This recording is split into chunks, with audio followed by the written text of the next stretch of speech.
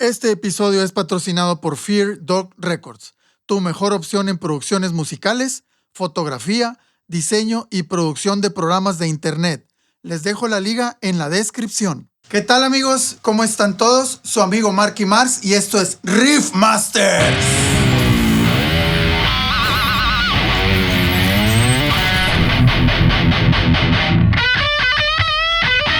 Hey, ¿qué onda, banda? ¿Cómo están todos? Su amigo Marky Mars de Riff Masters, ya se la saben.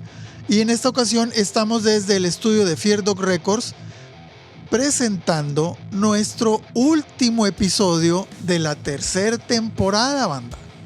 Y este episodio es muy especial porque es nuestro primer episodio internacional con el gran Mike Bossier. Good, how are you doing? Thanks for having me on the show. Oye, Mike, ¿recuerdas la primera vez que llegó la música a ti? Yes. I was probably about 7 years old. I had a record player, and my sister had a box of 45s, and I shuffled through a bunch of them, and I found an Elvis Presley song, and the song was called Too Much. And I must have wore that record out. It was one of those turntables where it'll continually play. After it's done, it'll go back, play again, go back. And all day long, I would just have it in the background. So it was very early when I got into music. Mike, ¿recuerdas qué edad tenías cuando llegó a ti el deseo de comenzar a tocar guitarra? Well, it goes pretty far back. I was probably about 11 or 12, and a friend's cousin was in town, and she had an acoustic guitar, and she was in the living room after dinner. We were hanging out, and she started playing some Beatles songs, and it was just, you see it on TV, but in person it's so different, and she was so good, and I was mesmerized, so she grabbed another acoustic, and she showed me how to play Day Tripper. And I remember running home with the guitar, and I played it for my mom over and over, that riff, down, just over and over and over, drove her nuts. But then she started to cry after a while because she saw the passion, so it all started from there. Her name was Suzette, and she was from Bolivia. ¿Esa primer guitarra que llegó a ti era tuya o te la prestaba alguien o de qué manera llegó a tus manos? She let me borrow it, and then my parents got me acoustic guitar that Christmas. ¿Recuerdas cuál fue tu primer guitarra? Ah, man, it was something from, I think it was from Montgomery Ward's, which was like this, just kind of like a shopping center, it was like a brand like Sears and Roebuck, it was just an offshoot thing. It was a copy or whatever. It sounded good, I thought, but I really wanted an electric. Fíjate que aquí en México también tenemos una marca mítica de instrumentos que se llaman Yom y es con los cuales la mayoría de nosotros comenzamos a tocar guitarra. Right. Yeah, that's how it is. Yeah, perfect. Oye, Mike, ¿nos puedes platicar aquí para toda la audiencia de Riff Masters cuáles son tus influencias musicales? Yeah, it started Eddie Van Halen, Randy Rhoads. If you're going to play guitar, listen to those guys. Back then, they were, on top of the planet, man. They were just incredible. And, playing their records, I got the album Fair Warning, and then I got Blizzard of Oz and Diary of a Madman, and just fell in love with it. Just the compositions and that kind of thing, and I just wanted to be a songwriter. Oye, y luego, después de ese proceso, ¿cuál fue tu primera banda? ¿Qué temática tenía? ¿De qué hablaba? ¿De qué tocaban? ¿Qué onda? It was a band called Bedlam. We did cover songs, and I was trying to push originals in, and maybe even some heavier stuff, more Metallica, that kind of thing. But some of the guys wanted to play more Motley Crue and Dokken, the stuff that the girls liked at the time. And I was all about playing heavy, so it lasted about a year, and then I broke off, and that's when I started recruiting members for my very first thrash band, Oblivion. ¿Y te acuerdas de la primera tocada de la banda? Yeah, I do. It was on the back of a one of those tractor trailer, like a flatbed, And it was at a big party, big bonfire party, and we did a bunch of covers, you know, and that was the band Bedlam. Oye, Mike, ¿qué es lo que está pasando con Snipers of Babel en este momento? ¿Y qué planes tienes a futuro con la banda? Well, Snipers basically started out as a studio project.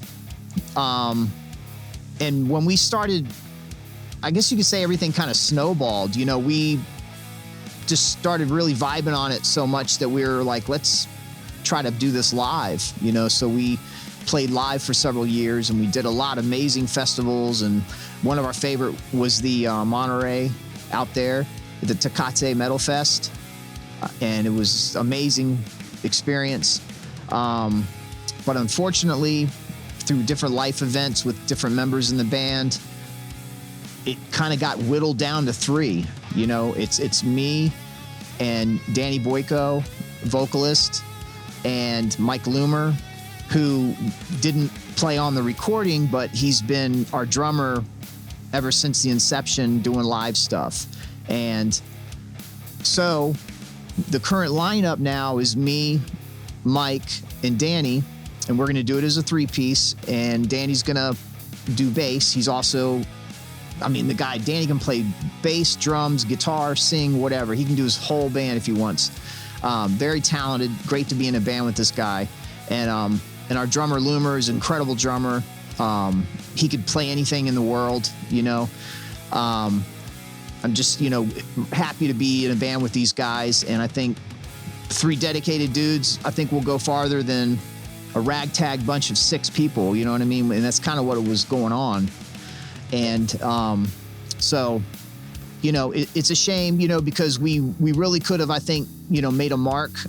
But, you know, everyone has their own life, you know, and things that are going on. And, you know, sometimes it just doesn't line up, you know. So we're going to move on as a band called CrusHuman. And that was one of the characters in the whole Snipers of Babel story. Basically, it was the bad guy. So we're going to take that name and move on. And it's going to be a more stripped down version of Snipers. Little more heavier, geared kind of thing. More focused on guitar, drums, and bass and vocals. And just keep it heavy. And I think people are going to really dig it. Sí, de hecho, Snipers of Babel es muy buena banda. Sí me ha tocado escuchar varias rolas y suenan muy bien. Awesome. Bueno, y sobre tu nuevo proyecto, pues esperemos tener ya la música pronto con nosotros para escucharlo. Yeah, that's definitely, yeah. Oye, Mike, nos enteramos por ahí que firmaste un contrato con una disquera. ¿Nos quieres platicar sobre eso? Yes, we got a deal with it's HPGD Records, Horror, Pain, Gore, Death Records, and it is owned and ran by awesome dude Mike Giuliano, and he works at Relapse Records, and this is kind of his own record label. And we had been talking about doing a release for years, but with, you know, different circumstances and things that kind of, you know, got us sidelined. It just never happened until finally we get the proper release it deserves, you know, even though it's the last one, at least for now. You know, I'm not saying it's done for good, but at least for now, you know, we're going to concentrate on something else. So it's awesome to get a label behind you, you know, in helping out and everything like that. And it seems like a great place to be. So we're really happy right now. También tienes un estudio propio, ¿verdad? ¿Y qué es lo que estás haciendo en el estudio? Yes, I have Oblivion Studios. Been running this place for about 27 years. And recording a ton of really, really good talent in the Maryland, DC, Baltimore, Virginia area is mainly who I'm recording. Some people come from farther, you know, but that's the main focus is this area. And, you know, I got a soft spot for heavier music. So that's mainly what I do. I do a lot of hip hop also, but mainly metal and hardcore. And it's just been awesome to be able to have the longevity I have, you know, in the scene. You know, there's been ups and downs, but it always comes back, and it really is an awesome scene with it sprouting some killer bands. You know, you can't deny that now. You know, we've got some really good bands coming out of Maryland and Virginia for sure. Oye, Mike, antes de subirte a tocar a un escenario, ¿tienes algún tipo de ritual? No sé, te tomas una cerveza, te pones a brincar, rezas una Ave María o algo así. Yeah, definitely. Especially with the sniper stuff. I mean, it's a lot of really fast right hand stuff, and if you don't have like a spot where you could at least warm up, I mean, you're screwed. You can. It's not the kind of thing where, you know, we're not like a punk band where you just open our case and grab a guitar and it's more attitude than anything. You know, you definitely need to warm up, and that's key. You know, basically is it. You know, just good warm up and hit the stage and have fun. Oye, Mike, ¿o sacrificas algún gato negro o algún macho cabrío, alguna cabra o algo así? ¿Nos quieres platicar? Goats? No, but you know, Oblivion got accused of doing stuff like that, but it was a couple people who were following the band back in the day. We had no idea who these people were, but they sacrificed like a rabbit at one of our shows. It was pretty gnarly.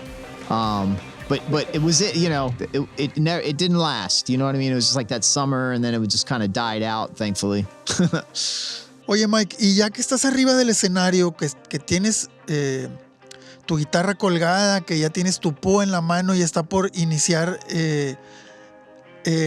comienzan el inicio de alguna canción o algún intro, ¿qué es lo que sientes cuando estás tocando? Well, you definitely get that adrenaline going right before it's once you're on stage and playing, it's fine. It's the build-up always, you know.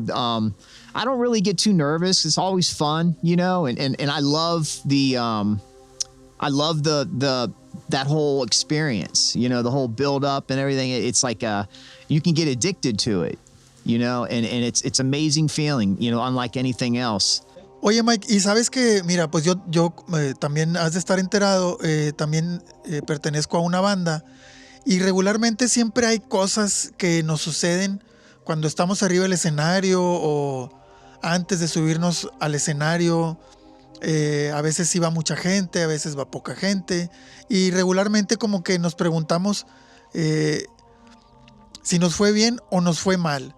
Para ti, ¿cuál ha sido tu mejor gig dentro de tu banda? Well, I would have to say, I mean, performance-wise, you know, definitely not. But when we played out there in Monterey, it meant a lot. You know, it was just thinking how far we got in just those few, like 2.5 years.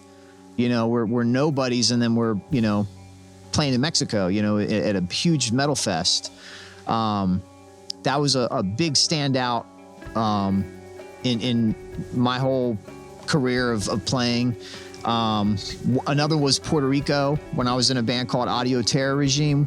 We did some shows down in Puerto Rico. We did a really, really big show with Exodus out there, and just a lot of good just metal fans. You know, it's huge support out there. It was really, really cool. Oye, Mike, ¿y cuál ha sido tu peor gig? The worst gig? Probably, okay, so Spine, this band I was in, we got voted and we played a show called Farm Club years ago. And, you know, you're out there, we're in a 5-star hotel, flown out, you know, fed, everything's on them. You know, it was a great experience. We do the show, everything went great. And then we come home, and the very next day we got to play this place called Wilmer's Park. And I've got a lot of fond memories of Wilmer's Park, you know, growing up and everything. But towards the end, that place was falling apart, and I almost fell through the stage. And that was probably one of the worst gigs, just that and just the chaos that ensued afterwards. It was, and then because you're coming back from California at a 5-star hotel to a Roach Motel, you know, it's just, it really sucked. Oye, Mike, ¿te gustaría dar un consejo a la gente que nos sigue, que nos está viendo, y a los futuros músicos o a los chavos que se están iniciando para hacer una banda o que están iniciándose para tocar algún tipo de instrumento? Get out while you can. No, just go in with the right intentions, because it was never a thing for me, like, to be like a huge, rock star and be on the radio. I've always loved underground, I was always like looking at side B, on the album, that kind of person. So it was just all about writing, writing music and playing out and having these experiences, that's what it's all about, and, great with all the other things that come with, success and stuff like that, but just stay grounded, and always have a backup plan. Banda, a continuación, Mike Bossier va a tomar su guitarra y nos va a tocar algo para Riff Masters.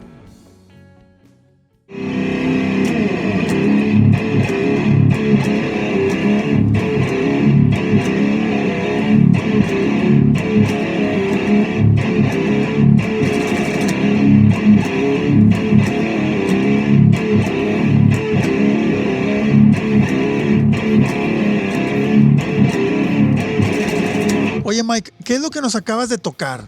Well, those were some different riffs ideas, just riffing around, mainly for more of the stuff that I'm doing now. Just ideas. Some of them are for songs, some are for just, just playing on the spot kind of thing, just to show the tone difference that I'm going for now versus what I was going for with the Snipers project.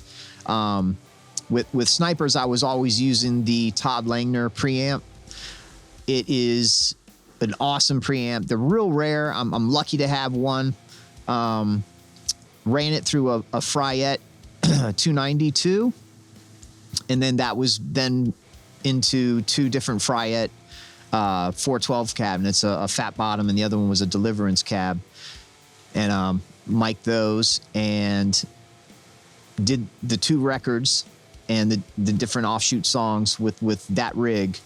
But now I'm getting back to the two modded Marshalls that I have, and that's the tone that I'm going for now. It's more raw, and that's kind of how the band, we're kind of approaching a more raw approach, and it kind of fits also,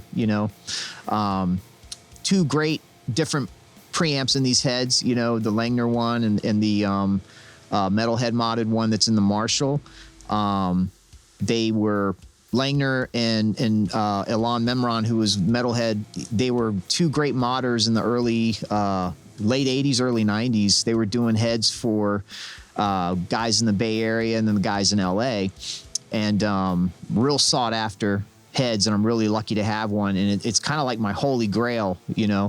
I just play the Ibanez with EMG 81, the old pickups. I use those because I'm endorsed by EMG, but I honestly don't like the EMG pickups that they currently have compared to my old ones. My old ones are definitely hotter. I got new ones, after you get endorsed, got a bunch of pickups, put them in, it just wasn't the same, and I put my old pickup back in and I haven't looked back. So I'm always looking for the old ones. That's like a kind of a key for EMG guys. If you like those pickups, definitely find the old ones, like 80s if you can get them. So qué bien. That's what I got in my guitar, and it just straight into the Marshall, and that's all I do. No pedals, nothing. I just use a wireless, the Shure wireless tuner. It's on the floor, and it's cool because it has like a mute button, and you tune, and that's it. Entonces tu equipo con el que tú tocas es muy sencillo. Yeah, very simple. Slaving one Marshall head, the direct out going into the effects return on the other Marshall head. So I'm using two heads, not in stereo technically, but they're being one's being slaved. The one power section is the the 6550s.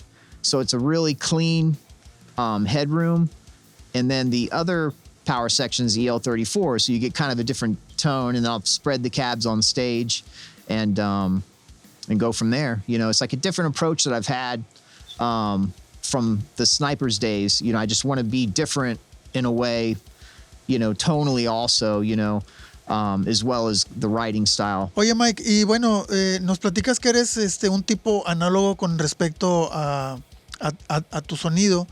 Pero, ¿qué piensas acerca de lo nuevo, de lo digital, de lo que ya viene en un software, de los nuevos multiefectos que ya vienen cargados con toneladas de amplificadores y efectos?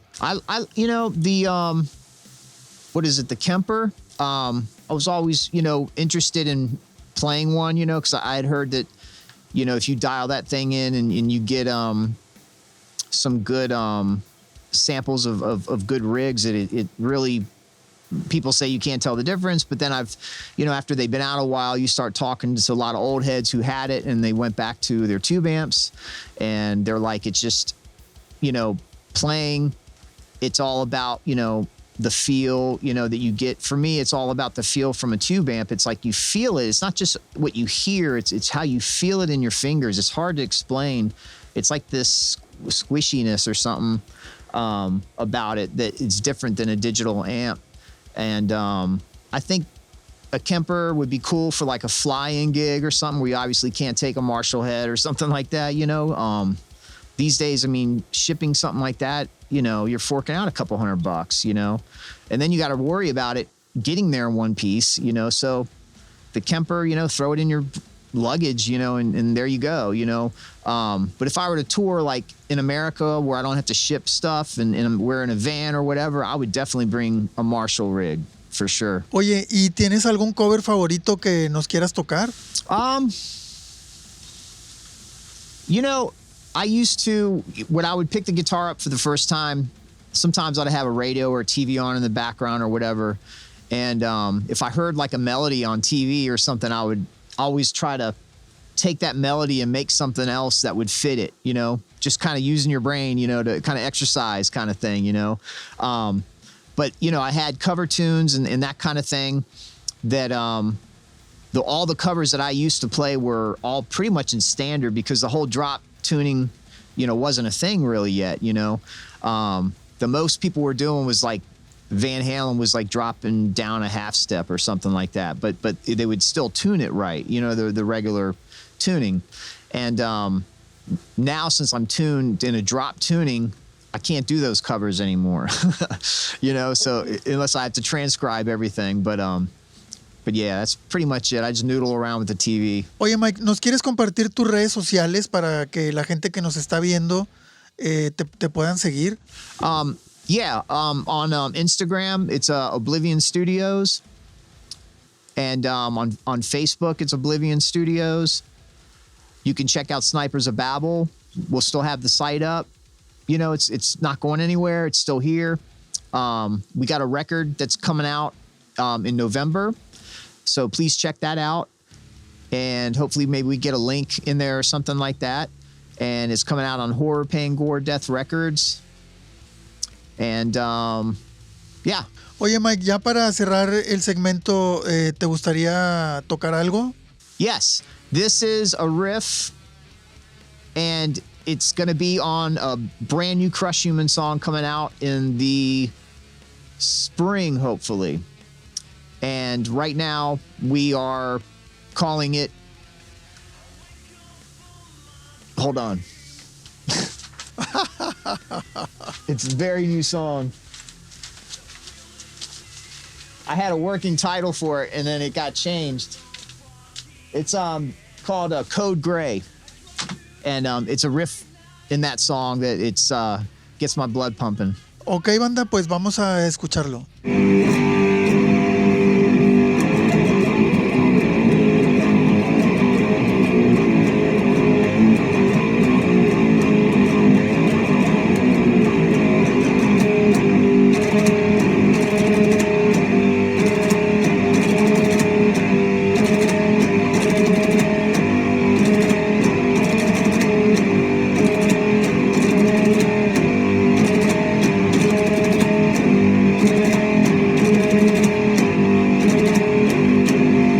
Banda, les recuerdo las redes sociales de Riff Masters que nos encuentran en TikTok, Instagram, Facebook y aquí en el canal de YouTube.